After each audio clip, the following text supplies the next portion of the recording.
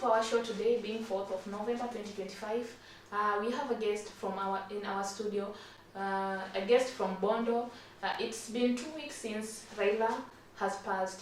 Our guest, who do we have? So I'm Miriam Cheng. I hail from Bondo, but currently I stay in Nairobi. So the passing of Baba has just brought a huge amount of effects on us, emotionally, physically, and then, the way that we normally, the way we have been viewing Baba of late, it has just gotten that impact that we have refused to move on. We have refused to accept the fact that the man is gone and gone forever and he will never come back. So it's just hard, but I guess it's hard anyway. Yeah. Okay, Melihan, what do you understand by this Black Wednesday? Black Wednesday. Yeah. So basically, what I understand about Black Wednesday, it's something that that day people just woke up. You find that the mood, the environment, the kind of picture that this thing was bringing, like it was something like it's out of normal, it's something like being dark or something of the sort. So when the President William Ruto came and announced to us that we have lost a great icon and Nkaima, it just brought a deep effect, just a deep wound to us. When growing up, our parents always told us that Baba can never die. So you try to picture this thing. Yeah. He is not supposed to die. Imagine there was a time we could hear that Raila was sick, he was hospitalized, but we had always had the hope that this man, say, hakuna kitu, there was this fact, it's just a myth, that this time that ilikuwa inasemwa, there's a time that Raila turned into an Easter. It's a myth. Hatuwezi clarify wherever the fact came from. And this guy, he has always been there. His father Jaramogi died. He's still there. His closest friends have died. His son. Yeah, the passing of his son Fidel Odinga, may his soul rest in peace, in 2015, brought a deep impact to the Odinga family. But we as Kenyans, we as the fan of Baba, we as the people never sat down and believed that there will come a day that will be like Baba will be gone. So during that time when President Ruto was announcing that Raila died on Wednesday, it just created a deep wound into us. Yeah. It's something we couldn't accept. It's something we are still yet to believe that it actually happened. Yeah.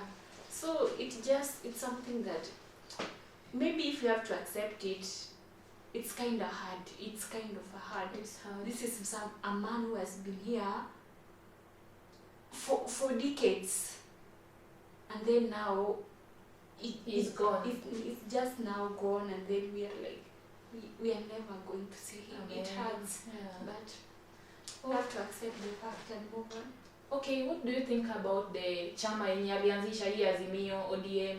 What of it? How will it go? What will happen to the ODM or Azimio chama? Okay, talking of Azimio, what I know, Azimio was created between the Jubilee, the ODM party, and then the Wiper party, maybe others, maybe if there were other small parties inside there, probably if Kanu is there. Yes. So Azimio was a coalition when they were going for the 2022 general election. Yeah. But if we talk about now ODM, this is something that Raila created decades ago. Maybe ODM might have lasted 20 years if I'm not wrong. This is something he built from scratch. It has been there, it is always there, and we have known sometimes hizi parties zinakujanga zinatokea, and then unapata after the elections zina split up. So ODM is a party that has been there for 2 decades, and it has just left a significant impact to the ODM members and to anybody who has been fan of his political party. There are going to be a lot of changes in this party. You'll find some fans, some people were on in ODM because of Raila. They were always like, as long as Baba said it, Baba is always right. Yes. But now that it's gone, it will take a lot of time for the members now of ODM to convince this fan of Baba that this is our home, we have to stick here. most of the people were there because of Raila. Yeah. Now that the presence of Raila is normal, it's going to be a hard time for the maybe the chairman, the SG, to bring their house into order and tell them, as long as our party leader is gone, we have to stay here as a family. Yes. It will create chaos, itakuja kuleta maneno. Yeah. But kama the party members wamejipanga and then they do their thing, they should not let Raila Amolo Odinga's legacy of ODM being there ipotee tu hivyo. Yeah. This is something he took years to build. Yeah. And he left it when it stayed strong. So why you as a person, you as a member, ukuje ujitokelezee uharibu something that a man paid from scratch with the pain, with the agony. Yani kama hata hilo inakuwa built through furaha, through uchungu, but it stayed there. It has lasted there from Kibaki's era, from Uhuru's era, and now President William Ruto's era. So there is no way wanafaa kuacha hii kitu ipotee tu hivyo. They should stand strong and build the party. Okay, thank you, Marianne. What do you think of 2027 election? How will it be without Baba being in the picture now? What do you think? How do you see people will react? Who will bring peace? Because we are told that this man brought peace when there were chaos. Yeah. What do you think about 2027 election? Personally, like my view, okay, we shouldn't be here for like Raila. If you want that change, the change starts with you. The change starts with your mindset. So Raila might have, ni kama ni yeye alikuwa na provoked that kind of peace, that kind of whatever that was happening. But truth be told, there is an issue whereby, most of this thing, it affect, the Nyanza, like in Nyanza part, most of them walikuwa na believe in Raila.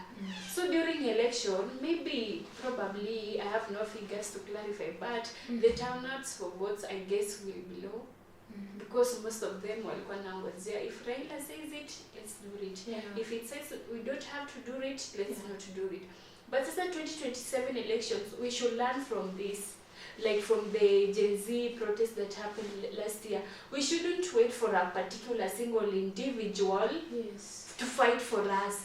As long as he started the fight, let's all rise up, continue with this fight. And that fight starts when you as an 18 years and above, you should register your vote, get out, go to the polling stations and make the right decision, because your vote will count through you coming out and making that change that you want. You can say, me, I want change, and then you sit in your house and then I'm like, whatever, the change will just come. Maybe if I make noises on the internet, you just come out, vote, and then your vote will count. Hata kama maybe some problems zitatokea hapo katika tusema, me as a person, as an individual, I believed that the right thing to do ni to stand up and casting out my voice. That is the only thing that as at now, the passing of Raila Amolo Odinga, the only thing that we can emulate ama itatusaidia na now to make his legacy stand strong is mimi kutoka and then taking out my vote and then kupiga kura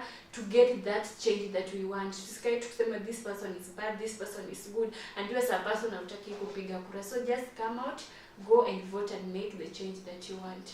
Thank you, Marianne. What can you tell people about yourself? Tell people something about you. Just tell them, encourage them on what to do, what they are not supposed to do. Something of the sort. Me, what I can say about myself. Personally, I believe that if you want to do something, if you want to achieve something, again, let's just emulate the late Prime Minister, may his soul rest in eternal life, that whatever that you want to do, if you feel like you want to do this thing and there is another person that is going to distract you, you just come out, do whatever that you want, as long as it's going to bring a positive impact on you. Come out, do it, and at the end of it all, hata kama hautakuwa umeachieve that particular thing that you want, but you will be happy knowing that I tried. I tried and I did it.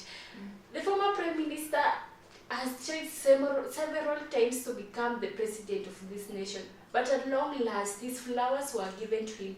He was the king that never reigned.